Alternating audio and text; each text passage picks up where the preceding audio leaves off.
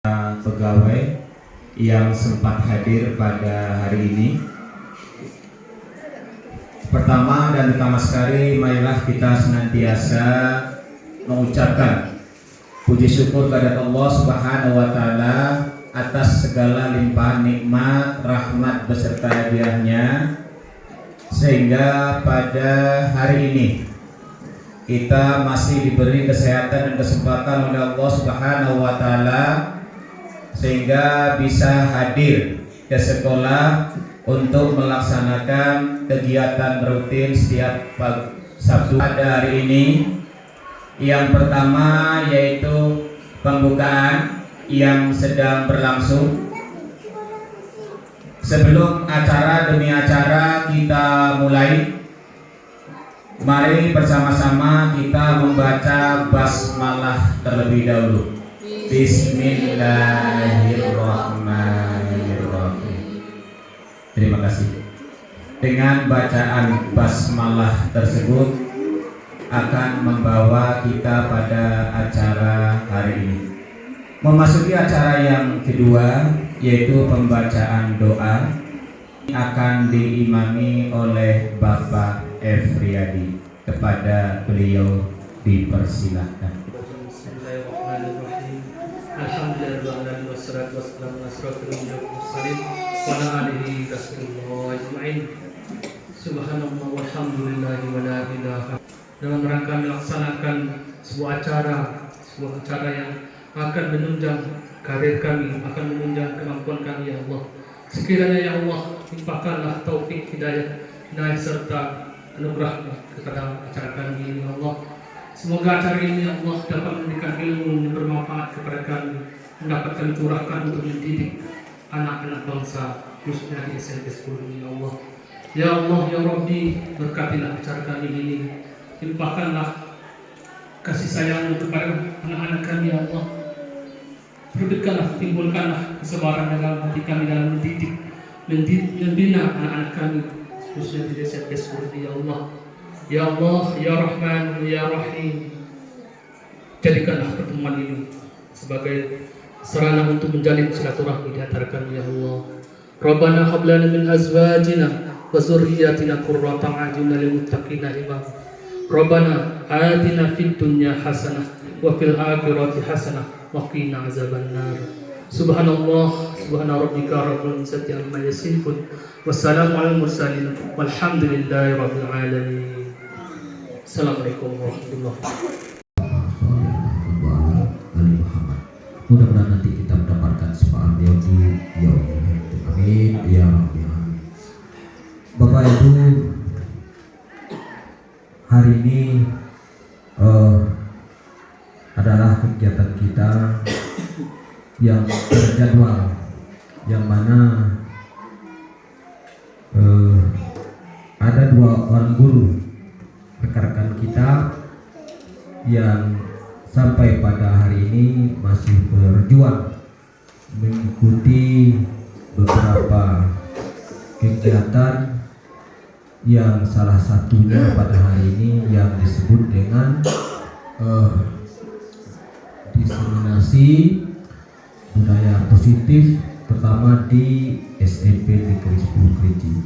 Tentu yang pertama yang bisa sampaikan, saya memberikan apresiasi yang setinggi-tingginya terhadap rekan kita yang telah berjuang serius, sungguh-sungguh sampai pada titik ini. Kita harus mendukung apa yang kita harapkan bersama. Ya, jadi guru penggerak ini bukan hanya untuk sekolah kita, mohon dukungan yang insya Allah nanti C-nya bisa hilang. Gitu. Budaya positif. Jadi nanti kami akan menyampaikan secara bergantian dengan Bu Siner. Kebetulan materinya ada 6. Mohon terima kasih kepada Bapak Ibu yang telah bersedia menghadiri kegiatan diseminasi kami. Sebagai syarat guru penggerak melakukan aksi nyata pada modul 1.4. Jadi harus melakukan diseminasi imbas kepada sekolah memberikan. Nah, di sini saya tidak mengajari ya, tidak mengajari dan tidak menggurui Bapak Ibu. Kenapa saya bilang seperti itu? Sebagian ada banyak yang lebih tua daripada saya, kemudian ada juga guru saya. Nah, kalau menggurui tidak, tetapi sebenarnya saya mengingat kepada pepatah orang dulu yang mengatakan bahwa ilmu itu dititipkan kepada salah satu seseorang, kemudian berbagi kepada orang lain. Nah, itu yang saya lakukan. Jadi walaupun dapat ilmunya lebih, janganlah menyombongkan diri bahwa kita ini lebih daripada yang lain. Karena sifat ilmu itu adalah titipan untuk dibagikan, bukan untuk disombongkan. Nah, baik Bapak Ibu, materi yang pertama itu disiplin positif dan nilai-nilai kebajikan. Kenapa harus dimulai dari sini? Ini individunya dulu, sebagai gurunya dulu, ya. Ini gurunya dulu, nanti baru situasi sekolah. Tujuan pembelajaran dapat. Nah, di sini kita dimulai dari makna kontrol, ya. Seandainya kamu punya teman, ya, kita punya rekan sejawat, si A dan si B memiliki keinginan masing-masing. Nah, di sini ada makna kontrol yang kita lakukan, sifat, yaitu apabila kamu memiliki sebuah benda di dalam tangan kamu, bayangkan ada benda di dalam tangan kamu yang harus kamu pertahankan, yang harus kita pertahankan. Bapak Ibu pertahankan sekuat-kuatnya. Sedangkan teman Bapak Ibu ingin merebutnya, mengintimidasi, disogok, digertak, dibujuk, dirayu. Kemudian kita sekuat tenaga mempertahankannya. Nah, di sini apa yang kita lakukan? Ya, apakah membuka kepala tangan tersebut atau memberikan dengan percuma? Menjelaskan. Atau di dalam hal ini siapa yang memegang kendali atau kontrol? Siapa yang memegang kendali atau kontrol? Nah, dalam hal ini yang menjadi garis besar pada makna kontrol, kadang-kadang kita bisa dikendalikan orang lain, dan kadang-kadang orang lain bisa mengendalikan kita. Hal ini terjadi tergantung dari niat kita. Kalau kita itu memang mudah dikendalikan orang lain, atau kita sangat mudah mengendalikan orang lain, kita termasuk yang mana? Jadi sebenarnya di situ, ya, pada dasarnya kita tidak bisa memaksa murid untuk berbuat sesuatu jikalau murid tersebut tidak ingin, memilih untuk tidak melakukannya. Jadi seorang murid, apabila kita paksakan kehendak kita kepadanya, kalau dia tidak ingin, maka kita paksakan, sama saja dengan bohong. Maka murid itu tidak akan berubah. Jadi mana kontrol yang kita lakukan di sana? Kita mengontrol seorang murid, tetapi murid tidak ingin dikontrol. Maka hasil akhirnya murid tidak berubah karena dia tidak ikhlas. Selanjutnya, seorang psikiater dan pendidik Dr. William Glasser dalam kontrol teori, dia mengemukakan ada 3 miskonsepsi di dalam kontrol yang salah. Lalu oleh Dr. William Glasser ini diubah dan diluruskan makna kontrol. Apa saja? Yang pertama, ilusi guru mengontrol murid. pada dasarnya kita tidak bisa mengontrol murid seperti yang kita dengar tadi. Biar bagaimanapun seorang guru mengontrol murid, apabila murid tidak mengizinkan dirinya dikontrol, itu tidak bisa terjadi. Maka kita harus melakukan pendekatan kepada murid. Murid mau dikontrol, kita bisa mengontrol. Maka hal ini bisa dia sejalan. Kemudian konsepsi yang kedua, ilusi bahwa semua penguatan positif, efektif, dan bermanfaat. Nah, positif bujukan yang dilakukan kepada murid itu adalah bentuknya kontrol. Jadi kita membujuk itu namanya mengontrol. Ya. Jadi kita harus paham terhadap kehendak dari murid, dari siswa tersebut.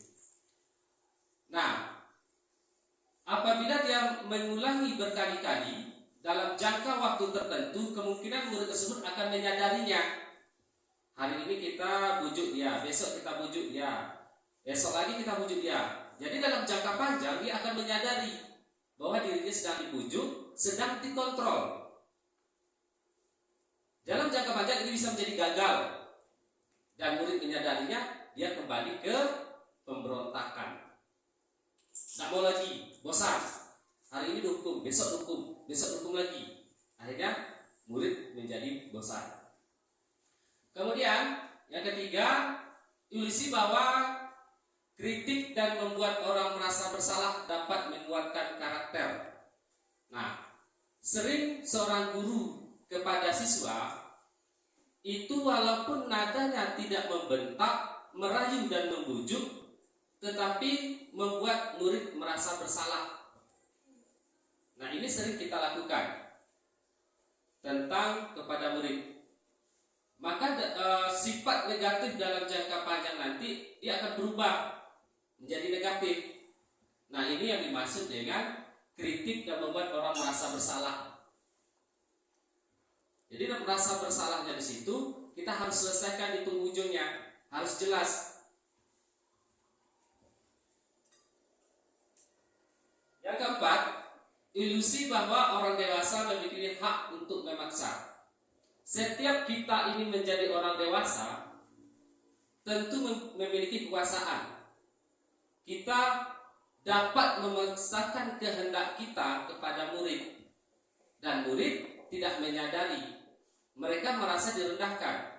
Kita orang dewasa merasa kuat. Tidak ada cerita murid melawan. Karena kita orang dewasa memiliki hak untuk memaksa atau berkuasa. Nah, hal yang seperti ini harus kita hindari sebagai seorang guru.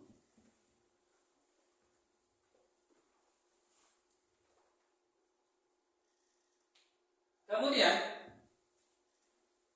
setelah kita mengontrol, lahirlah disiplin. Dalam mengontrol ada yang namanya lahir disiplin. Apa makna disiplin?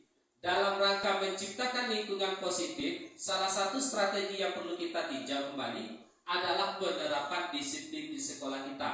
Pertanyaannya, apakah sudah efektif disiplin di sekolah kita? Apakah masih perlu ditinjau kembali? Atau apa sesungguhnya arti disiplin itu sendiri? Apa kaitannya dengan nilai-nilai kebajikan? Maka untuk menciptakan disiplin itu, alangkah baiknya ada nilai kebajikan agar disiplin yang dilakukan itu tidak menjadi keterpaksaan kalau diiringi dengan nilai kebajikan. Kalau disiplin hanya disiplinnya saja, itu tidak bisa, maka ada saling mengontrol.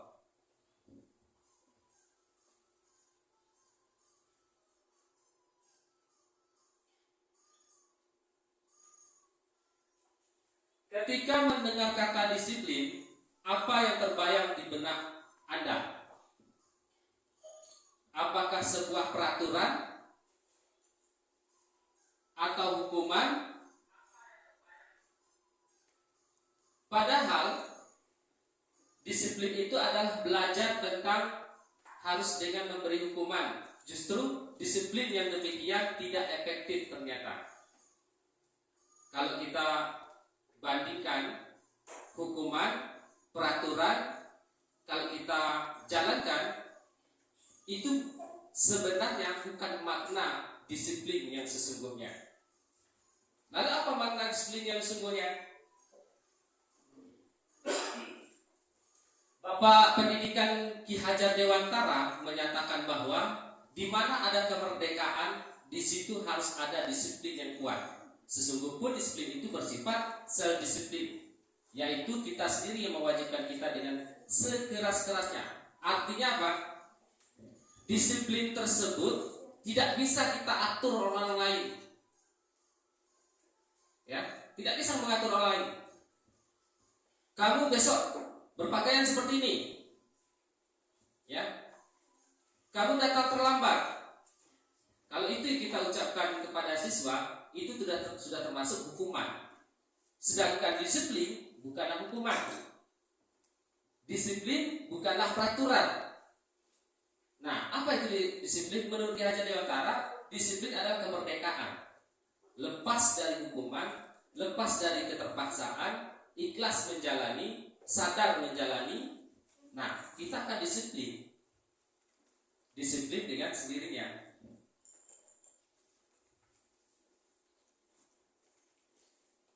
Disiplin itu dalam kata merdeka itu tadi, di situ disebutkan disiplin yang sebenarnya adalah merdeka.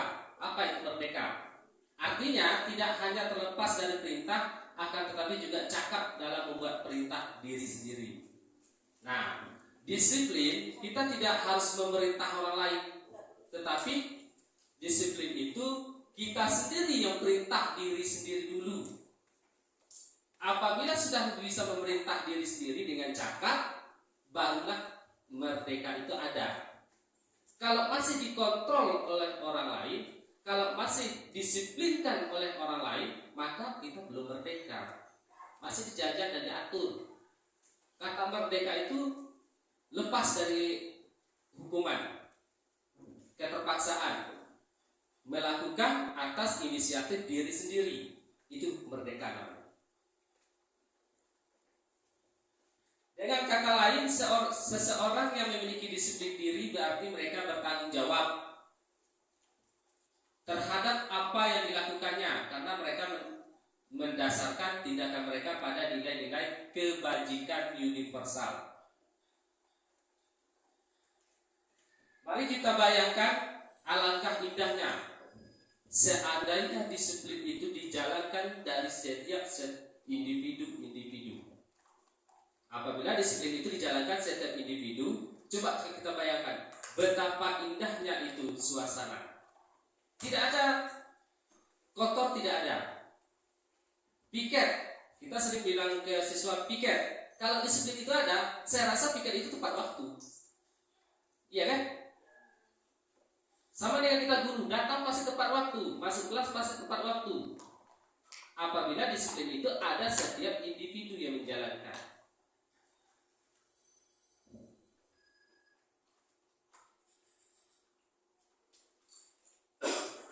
Kemudian disiplin itu ada, alangkah baiknya dijalankan berdasarkan nilai-nilai kebajikan universal. Lalu apa itu nilai-nilai kebajikan universal?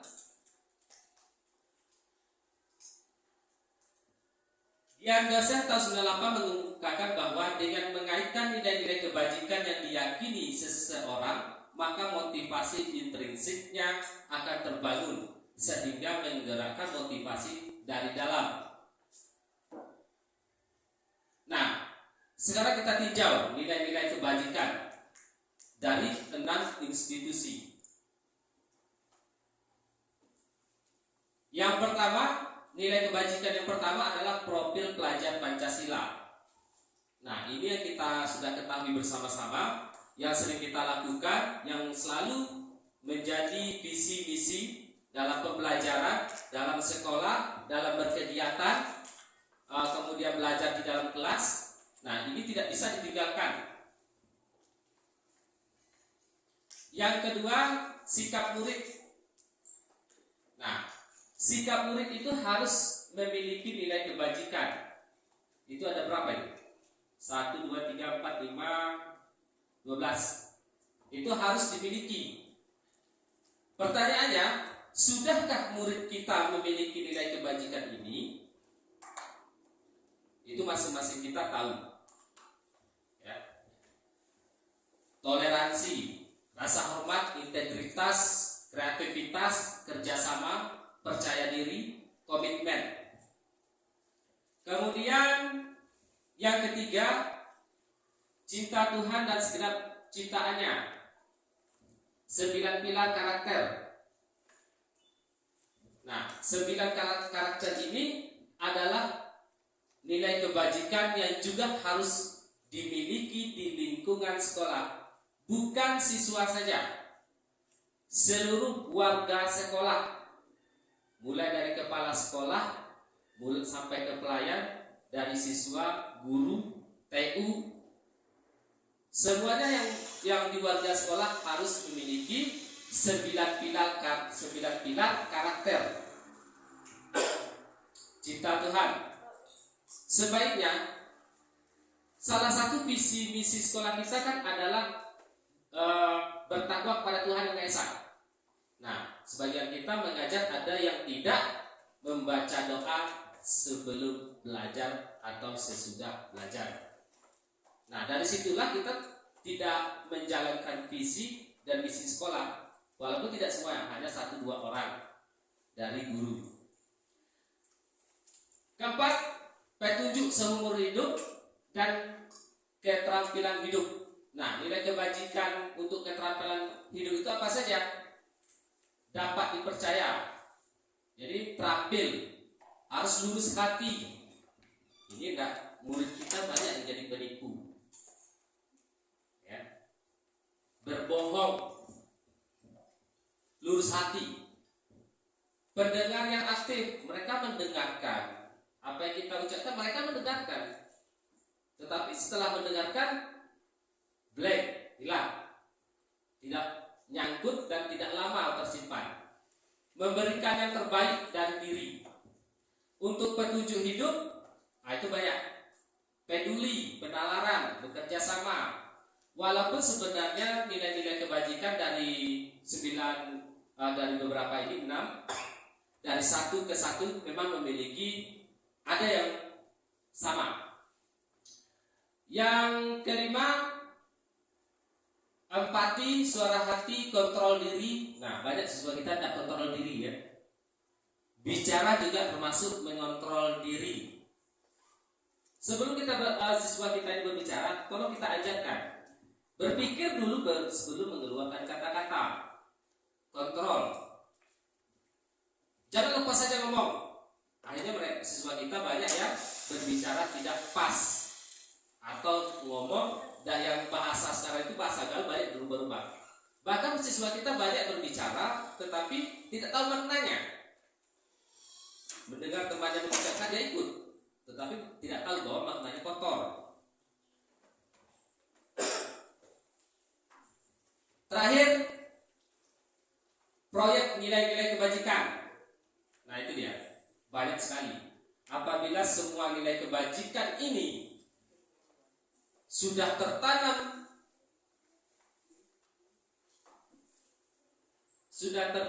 di setiap individu warga sekolah, kepala sekolah, guru, siswa, orang tua siswa. Coba kamu bayangkan betapa tertibnya sekolah ini, ya kan?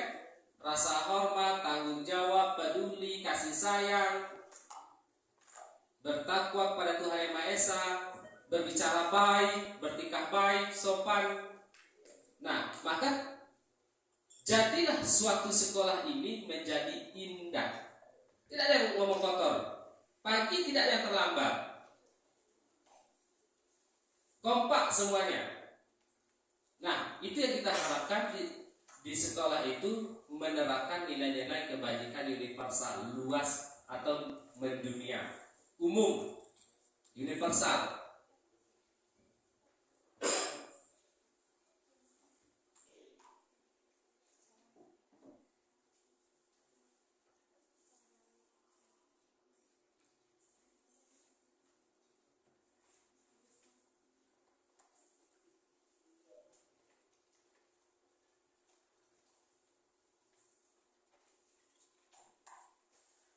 Kemudian itu materi yang pertama.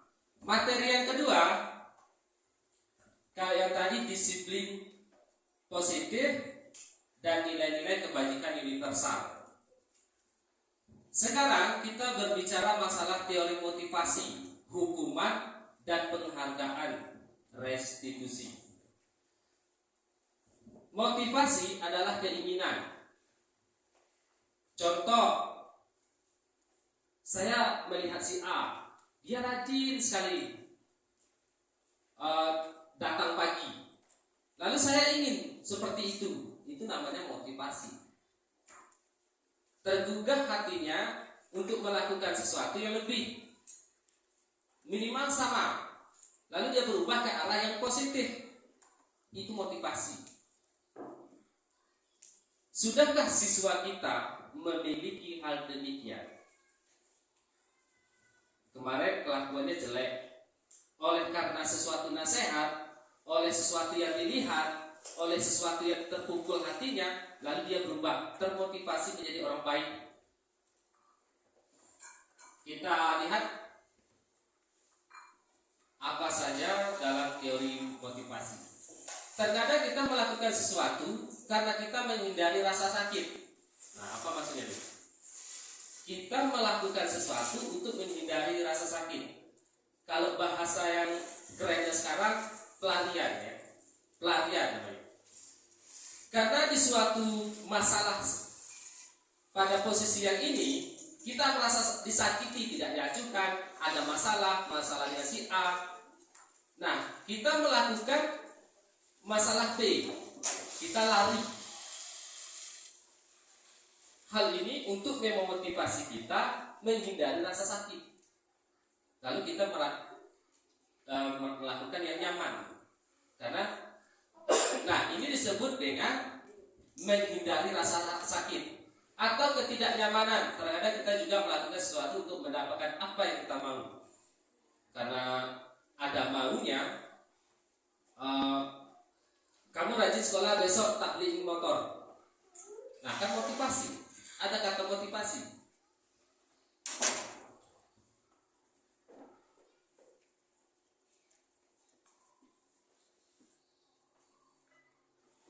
Dian Gosen dalam bukunya Restitusi School Discipline menyatakan ada 3 motivasi perilaku manusia. Nah, ini penting. Ada 3 motivasi perilaku manusia. Yang pertama untuk menghindari ketidaknyamanan atau hukuman. Jadi kalau tidak nyaman atau dihukum, lakukan hal yang lain yang memotivasi kita untuk maju.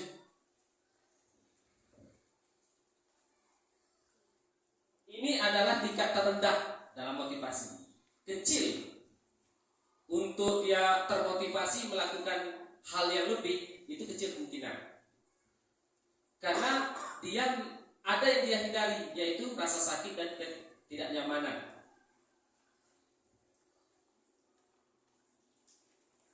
Yang kedua, untuk mendapatkan imbalan atau penghargaan dari orang lain. Satu tingkat di atas motivasi yang pertama, kita termotivasi untuk melakukan hal yang bagus, kadang-kadang karena imbalannya, bukan karena kemauan. Seandainya kita dirubah oleh orang lain, itu sulit, ya kan? Tetapi kalau kita yang merubah, memotivasi diri kita sendiri, itulah kemajuan terbesar dalam hidup. Kalau seandainya kita mampu dimotivasi orang lain, guru memotivasi siswa supaya baik. Kalau motivasi ini besar, maknanya, pengaruhnya, mungkin sekali ngomong guru, siswa pintar semua. Kalau kita sebagai guru sekali ngomong, siswa pintar semua. Besok datang, jangan terlambat. Datang tepat waktu semua. Belajar di rumah semuanya. Kalau motivasi orang lain memotivasi kita, besar pengaruhnya. Tetapi ini termasuk kategori motivasi yang pertama tadi, kecil. Nah, untuk yang mendapatkan imbalan itu sedang. Seperti yang saya ceritakan. anak kita punya anak di rumah, kamu kalau belajar rajin belajarnya tak beli HP, padahal sebelumnya tak rajin. Kemudian ada imbalan yang jadi rajin, nah motivasinya menengah. Ada orang yang demikian, ada orang juga tidak. Saya tidak mengharapkan imbalan, tapi besar 90% mengatakan menerima imbalan itu lalu memotivasi diri. Yang ketiga, untuk menjadi orang yang mereka inginkan dan menghargai diri sendiri dengan nilai-nilai yang mereka percaya. Nah, ini yang harusnya melakukan motivasi seperti yang mereka inginkan dan meyakini nilai-nilai yang dia percaya. Saya memotivasi saya pengen belajar. Nah, kan sudah motivasi. Saya masa depan harus cerah, harus seperti ini. Itu motivasi yang seharusnya.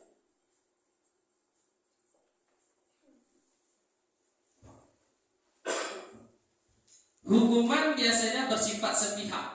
Nah, ini sudah kembali ke hukuman. Kalau tadi teori motivasi, sekarang hukuman. Hukuman, apa itu sebenarnya hukuman? Nah, kita kan sering memberi hukuman ya.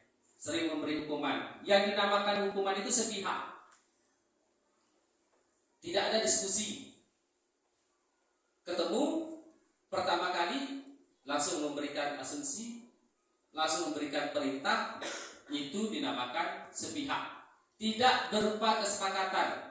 Yang dimaksud tidak berupa kesepakatan, besok kalau kamu datangnya terlambat, hukumannya ini. Itu sudah ada kesepakatan. Ini tidak ada kesepakatan. Lalu memberikan sebuah tugas berat, itu hukuman. Tidak berkaitan dengan yang dilakukan.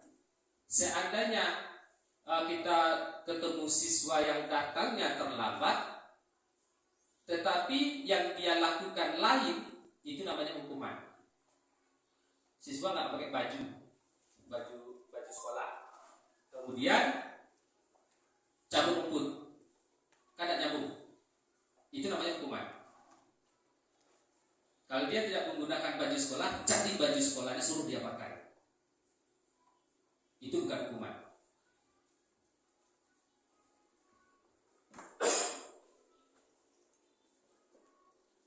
Tabel perbandingan hukuman dan disiplin harus bisa membedakan mana disiplin, mana hukuman. Ya, mana disiplin, mana hukuman. Disiplin atau konsekuensinya. Apabila kamu tidak melakukan ini, konsekuensinya ini. Itu disiplin. Kalau dari sifatnya, hukuman tidak terencana dan tiba-tiba kita berpapasan dengan murid. Ketemu nak pakai sepatu, dia pakai sendal misalnya. Nah, langsung eksekusi. Kamu kayak gini, lakukan ini. Kan tidak direncanakan. Sepihak. Dan tiba-tiba, kalau dalam disiplinnya harus diterencana dan berupa kesepakatan. Ketemu yang tidak pakai sepatu, kan sudah saya bilang kemarin. Hari ini harus pakai sepatu, kenapa tidak dipakai? Kan sudah ada perencanaan sebelumnya. Sudah ada kesepakatan. Dari satu arah dan pihak guru saja. Kita saja yang ngomong. Siswanya diam aja. Saya tidak mau tahu, pokoknya kamu lakukan ini. Nah, siswanya tidak ada, pihak guru saja. Itu namanya hukuman. Dan kalau dalam disiplinnya, konsekuensinya umumnya dibuat guru yang membuat, murid itu ketahui, oh ini tidak boleh. Nah, murid tahu, itu bukan hukuman. Harus bisa membedakan mana disiplin, mana hukuman. Janji siswa menjaga nama baik sekolah di mana saja berada, kan sudah tahu ya. Nah, kenapa kamu lakukan? Lalu konsekuensinya apa? Ini yang harus dilakukan karena telah melanggar. Itu bukan hukuman.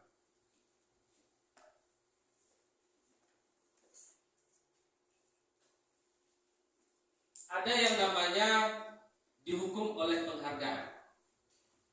Nah, ini sering ya. Kita itu memberi penghargaan kepada siswa Siapa yang bisa menjawab 10.000? Boleh seperti itu? Tidak boleh. Ada yang salah di sana.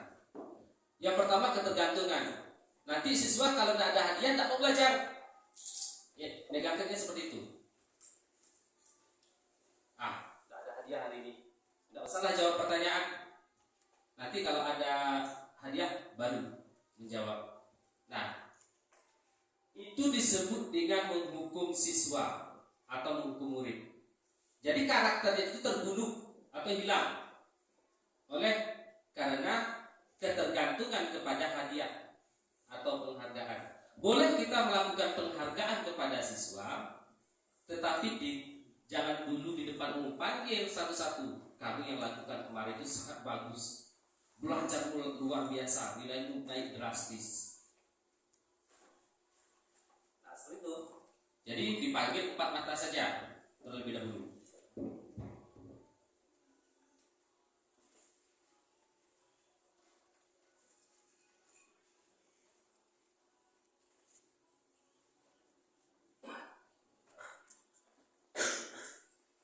Kemudian setelah disiplin positif, nilai kebajikan universal, kemudian tadi sudah termotivasi. Nah, tentu semua itu ada kebutuhan dasarnya. Ya, di sini kita kupas sedikit saja, karena memang materinya yang ini pendek.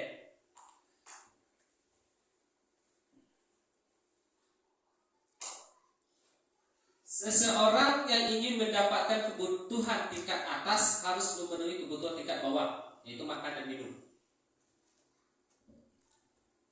Karena dari makan dan minum dia bisa mendapatkan kebutuhan tingkat atas. Bisa bekerja dalam keadaan lapar. Enggak kan? Bisa berpikir dalam keadaan haus. Tentu tidak. Nah, kebutuhan bawahnya itu akan mengejar tingkat atas. Tingkat atas itu 5 kebutuhan dasar manusia. Pertama, bertahan hidup, kasih sayang, kebebasan, kesenangan, penguasaan. Nah, kebutuhan dasar ini yang pertama itu kebutuhan bertahan hidup, atau atas nama lainnya survival, bertahan hidup. Kebutuhan bersifat fisiologis, bertahan hidup, misalnya kesehatan, rumah. Nah, itu dasarnya manusia membutuhkan itu. Makanan dan kebutuhan biologis sebagai bagian dari proses reproduksi untuk bertahan hidup. Yang kedua, kasih sayang dan rasa diterima.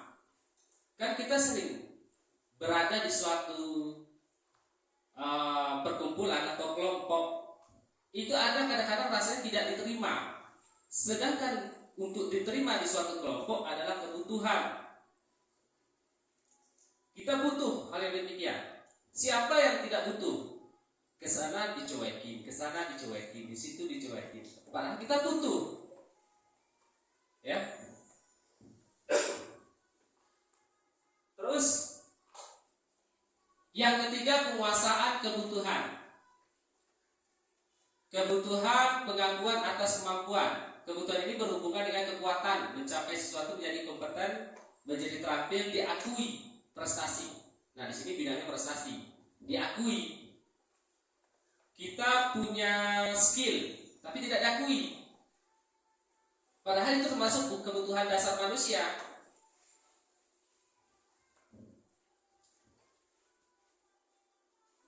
4, kebebasan.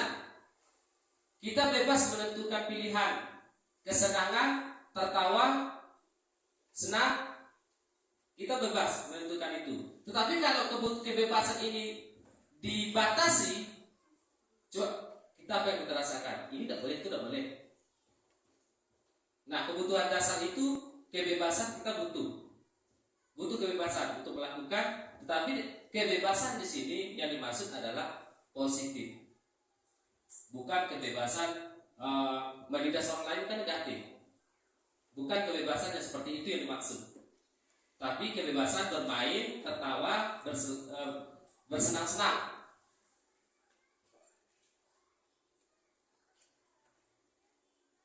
Terakhir, penguasaan, kebutuhan pengakuan atas kemampuan. Kebutuhan ini berhubungan dengan kekuatan mencapai sesuatu.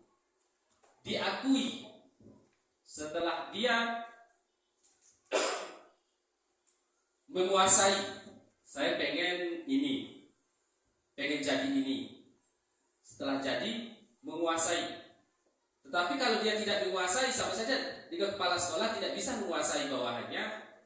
Padahal itu adalah kebutuhan dasar dari manusia tersebut.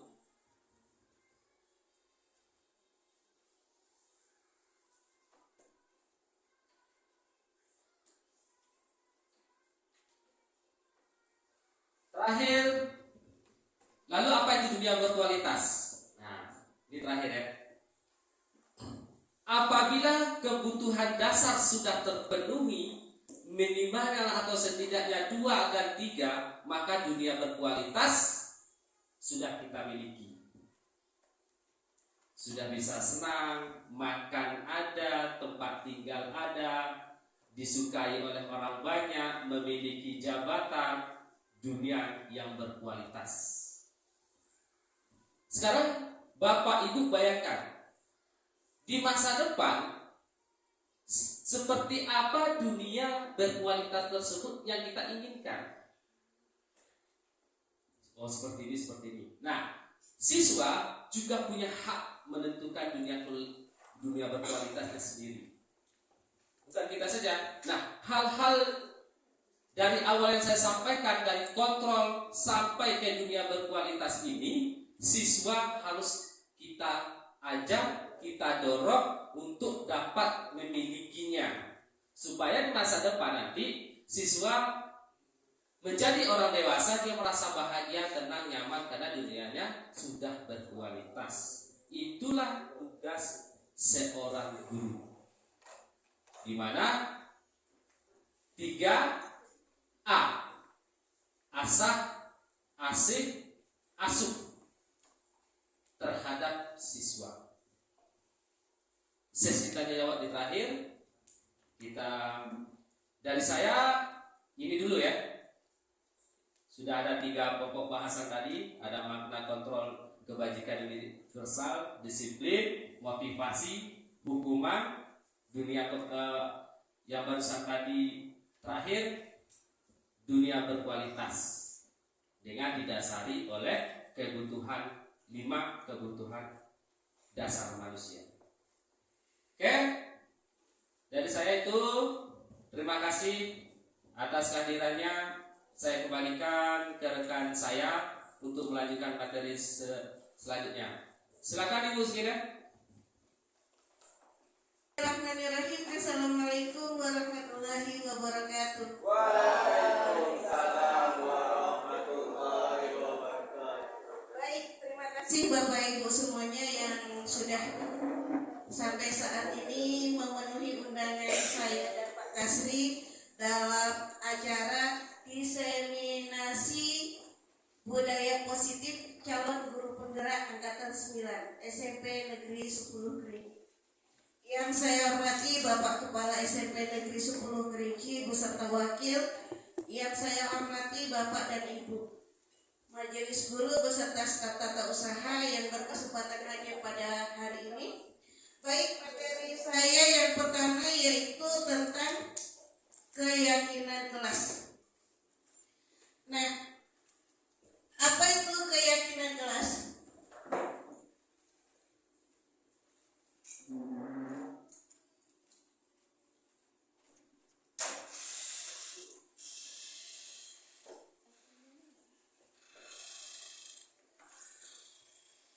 Keyakinan yaitu nilai-nilai kebajikan universal yang disepakati secara tersirat dan tersurat, terlepas dari latar belakang suku, negara, bahasa maupun agama. Prosedur pembentukan keyakinan kelas yang pertama, seluruh warga kelas dipersilakan untuk bercurah pendapat, untuk membuat peraturan yang perlu disepakati.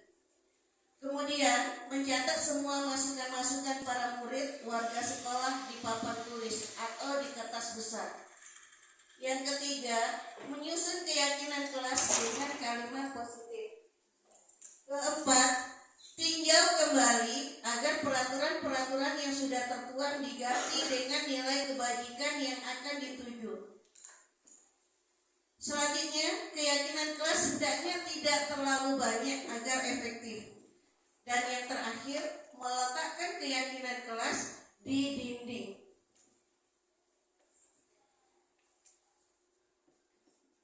Baik Bapak Ibu, sekarang kita lihat bagaimana pembentukan keyakinan kelas yang sudah saya lakukan.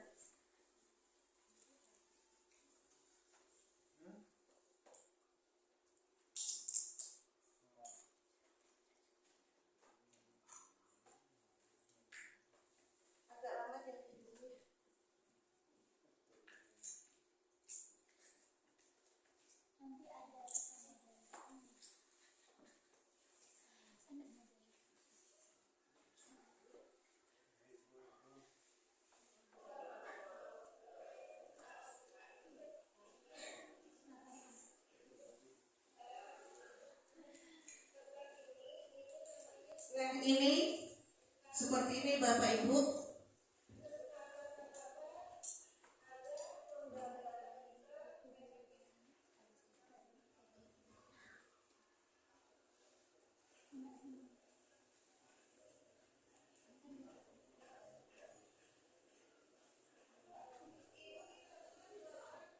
Kemudian hasil dari ide-ide seluruh anggota kelas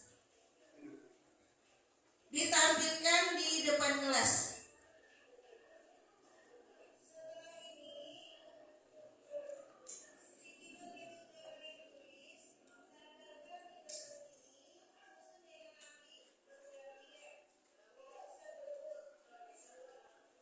Nah, seperti ini Bapak Ibu. Jadi ide-ide dari seluruh siswa kita itu ditempel di depan.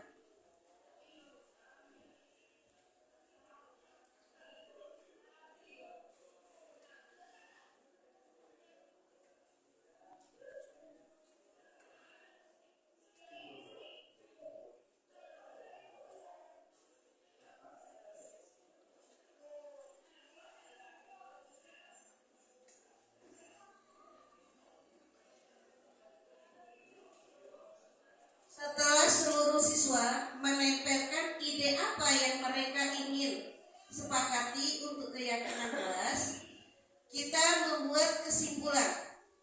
Kalau nanti ada kesepakatan keinginan anak-anak yang sama, kita jadikan satu, sehingga nanti keyakinan-keyakinan yang sama dan pada akhirnya tidak terlalu banyak.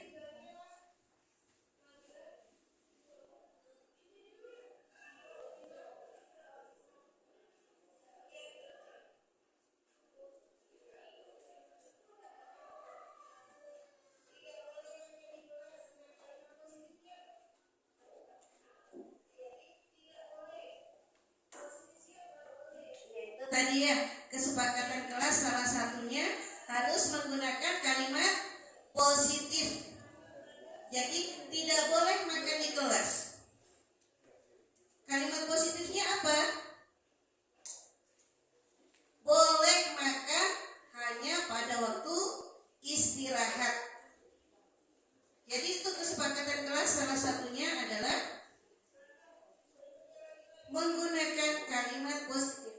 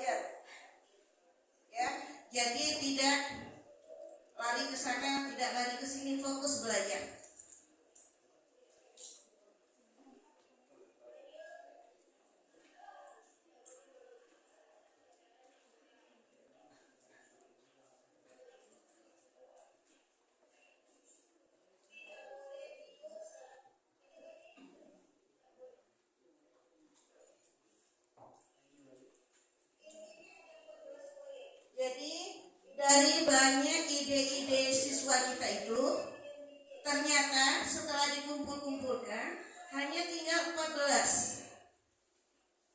Itu yang sudah saya lakukan di kelas ya Bapak Ibu ya. Bapak Ibu nanti bisa menerapkannya di awal semester nanti, silakan diterapkan supaya pembelajaran kita bisa berlangsung dengan efektif.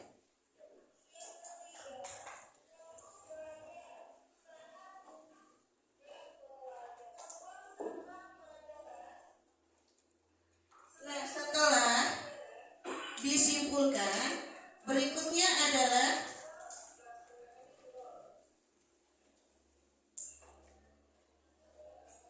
membuat kesimpulan yang sudah dibuat, dan setelah itu ditempelkan di dinding kelas. Nah, ini proses penempelan dari kesepakatan yang tadi sudah disimpulkan. Biarkan anak berkreasi, biarkan anak membuat idenya bagaimana supaya keyakinan kelas itu bisa tampil menarik. Supaya apa? Mereka merasa senang, mereka merasa memiliki dan melaksanakan apa yang sudah disepakati bersama.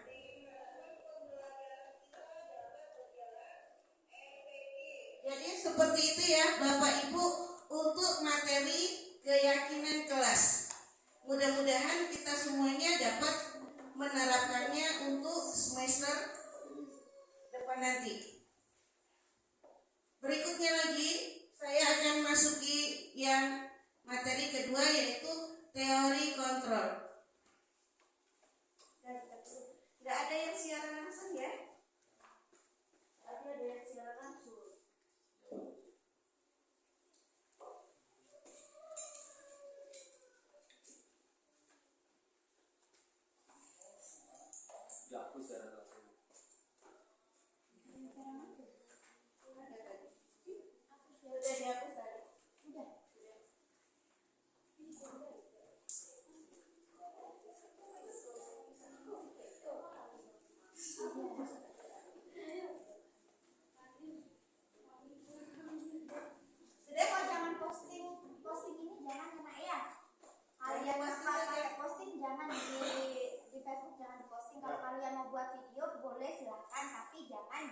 Publikasikan ya.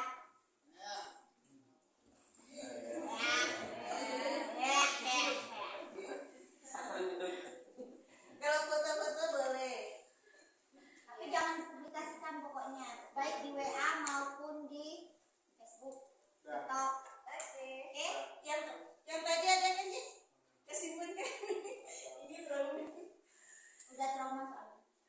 Baik Bapak Ibu, saya lanjutkan materi yang kedua, yaitu posisi kontrol guru. Nah, nanti di posisi kontrol guru ini kita akan banyak tahu seberapa besar motivasi intrinsik atau motivasi dari dalam diri, sehingga murid-murid kita nantinya yang kita harapkan bisa memiliki motivasi intrinsik dan bisa membuat mereka lebih baik lagi. Yang pertama, penghukum. Yang kedua, pembuat merasa bersalah. Yang ketiga, teman. Keempat, pemantau. Dan yang kelima, manajer. Bagaimana kita menerapkan ini? Penghukum. Patuhi aturan saya. Kamu selalu saja salah. Selalu, pasti selalu terakhir selesainya. Ciri-cirinya, nada suaranya tinggi, bahasa tubuhnya melotot, jari menunjuk-nunjuk, kemudian menghardik. Kalimat yang keluar terlambat lagi, pasti terlambat lagi, selalu datang terlambat. Kapan sih bisa datang tepat waktu? Alhasil, kemungkinan murid marah dan mendendam atau bersifat agresif. Bisa jadi sesudah kembali duduk, murid tersebut akan mencoret-coret bukunya atau meja tulisnya. Lebih buruk lagi, sepulang sekolah murid melihat motor atau mobil bapak guru dan akan menggores kendaraan tersebut dengan paku. Yang kedua, pembuat merasa bersalah. Kondisinya, pada posisi ini biasanya guru akan bersuara lebih lembut. Pembuat rasa bersalah akan menggunakan keheningan yang membuat orang lain merasa tidak nyaman. Merasa bersalah atau rendah diri. Kata-kata yang keluar dengan lembut. Pertanyaannya, ibu sangat kecewa sekali dengan kamu. Berapa kali bapak harus memberitahu kamu ya? Gimana coba? Kalau orang tua kamu sampai tahu kamu berbuat salah. Ciri-cirinya, nada suaranya memelas, halus, sedih. Bahasa tubuhnya merapat pada anak dan lesu. Kalimat yang keluar, "Adik, kamu ini gimana ya? Kamu sudah berjanji dengan ibu tidak akan terlambat lagi. Kamu kenapa ya senang sekali mengecewakan ibu? Ibu benar-benar kecewa sekali sama kamu."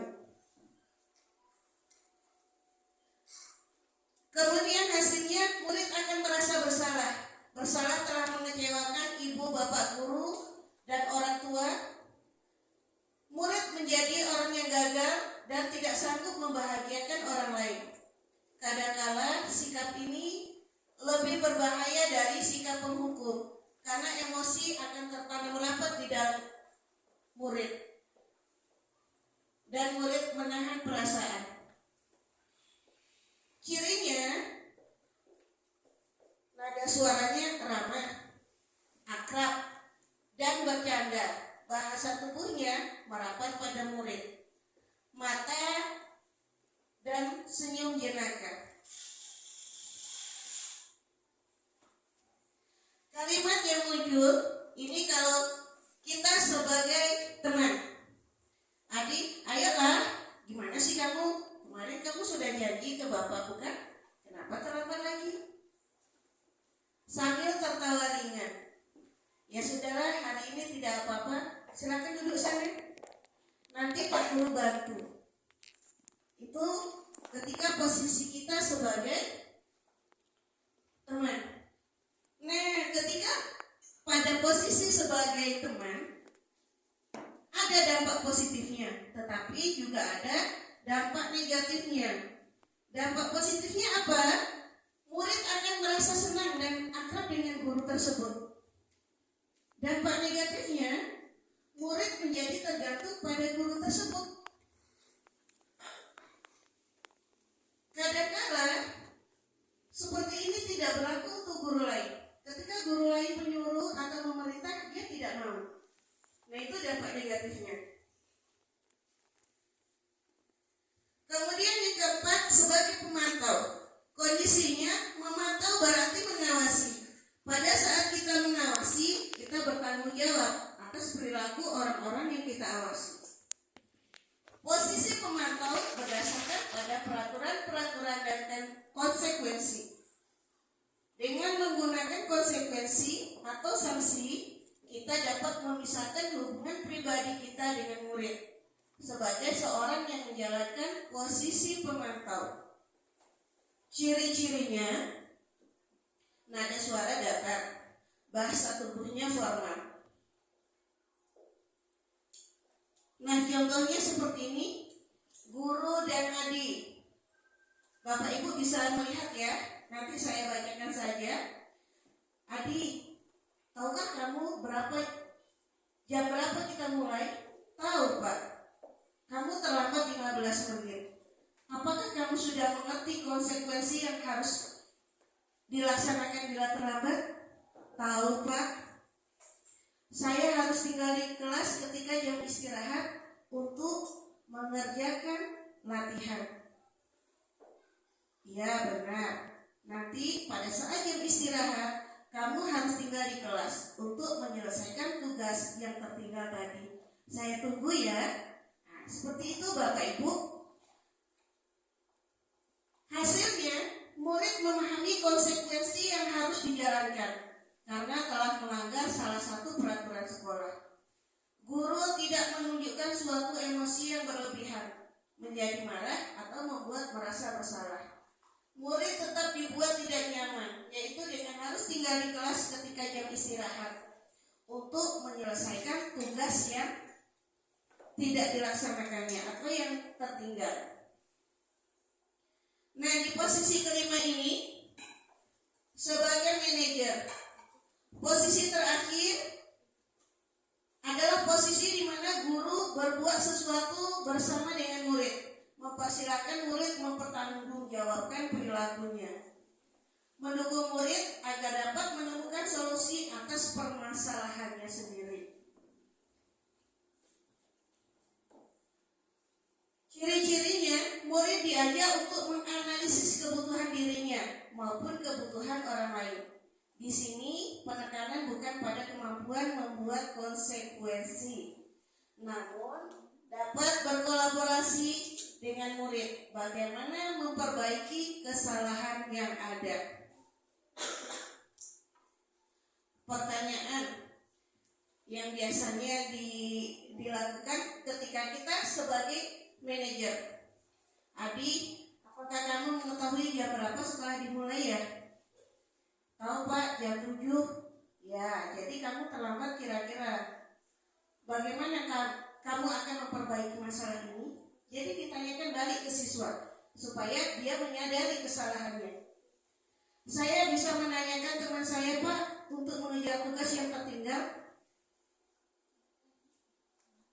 Baik, ini bisa dilakukan. Apakah besok akan ada masalah untuk kamu agar bisa hadir tepat waktu ke sekolah? Tidak Pak, saya bisa hadir tepat waktu. Baik, saya hargai usahamu untuk memperbaiki diri.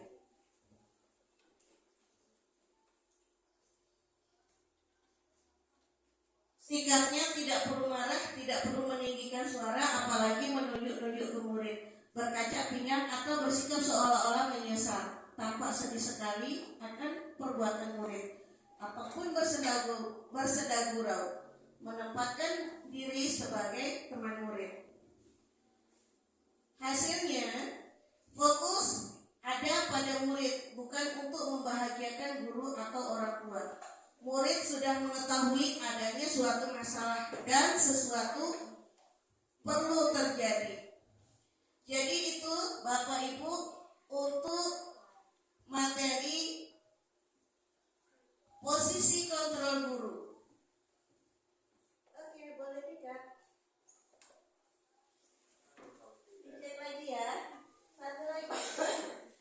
Ya, jadi nanti sekalian Ibu sampaikan bagaimana selama ini kamu ditanamkan susah sekali. Nanti kalau ada tepuk tangannya jangan sampai ketawa ya.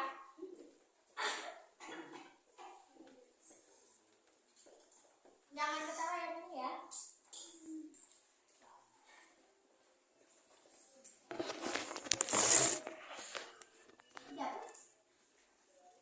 Terakhir. Sudah deh, mulai deh.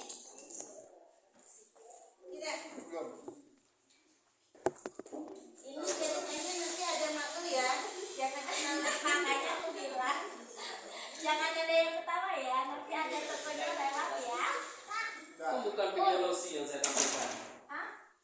ya saya mau ngambil videonya Rafa, nggak nyambung. Videonya Demi diajak diskusi nggak nyambung. Saya Rosi. Rosi itu Pak. Ini Nabila. Rosi yang saya ambil kemarin. Sudah. Mulai. Jangan ketawa ya. Baik Bapak Ibu, selanjutnya penerapan segitiga restitusi.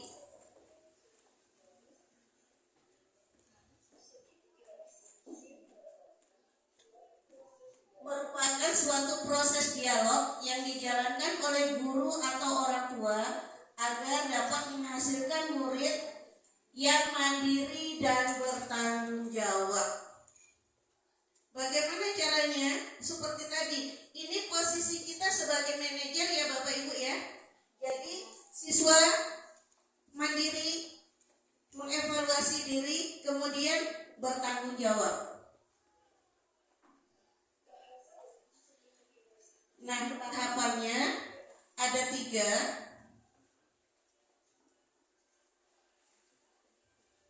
Yang pertama, menstabilkan identitas, validasi tindakan salah, dan yang ketiga adalah menanyakan keyakinan.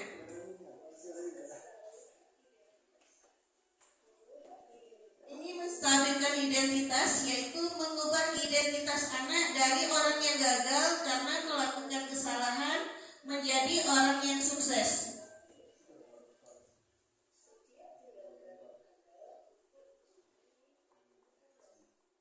Yang kedua, validasi tindakan yang salah. Setiap tindakan adalah untuk memenuhi kebutuhan dasar.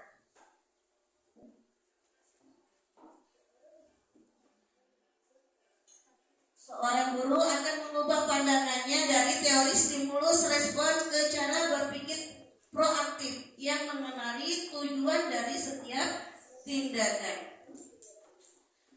Nah, langkah yang ketiga yaitu menanyakan keyakinan dengan memberikan pertanyaan bermakna kepada murid agar timbul motivasi intrinsik. Seperti yang sudah disampaikan Pak Kasriyadi tadi, motivasi dari luar, dari orang lain itu akan hanya singgah sesaat saja. Tapi yang lebih besar itu adalah motivasi intrinsik atau motivasi yang berasal dari dalam diri. Nah, bagaimana prosesnya? Memberikan bimbingan kepada murid untuk mengaitkan keyakinan dengan tindakan yang salah.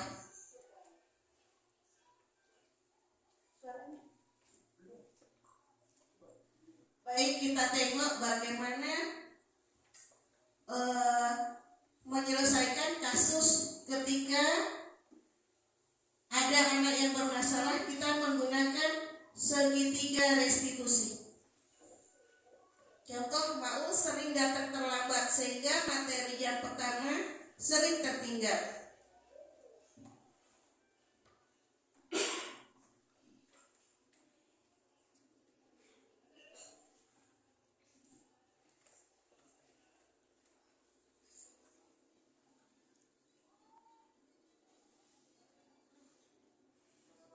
Ini Bapak Ibu menstabilkan identitas. Kita menanyakan dulu, kamu kenapa terlambat, Pur?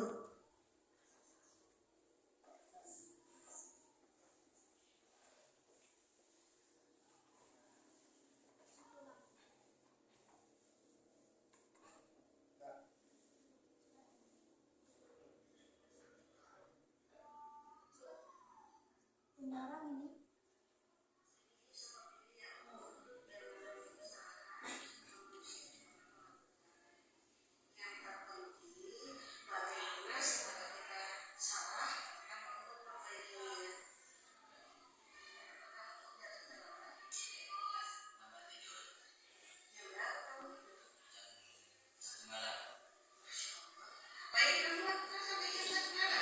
Validasi tindakan ya Bapak Ibu.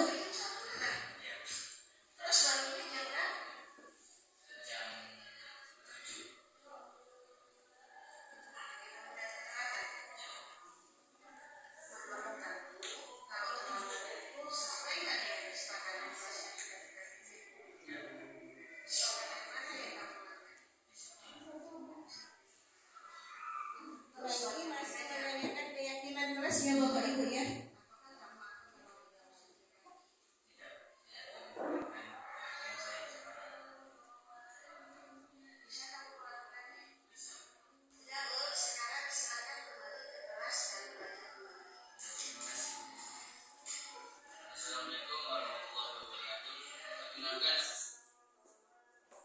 Jadi itu Bapak Ibu cara menangani siswa yang bermasalah.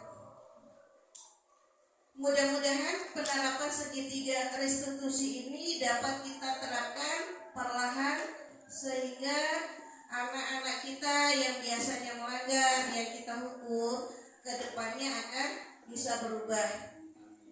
Kenapa masih kita terapkan? Karena kita baru dapat ilmunya hari ini ya Bapak Ibu. Iya, perlahan kita mulai. Mudah-mudahan berangsur perlahan sekolah kita akan lebih baik lagi dalam menangani siswa-siswa yang terkendala masalah. Mungkin itu saja penyampaian dari saya. Kurang lebihnya saya mohon maaf. Wassalamualaikum warahmatullahi wabarakatuh.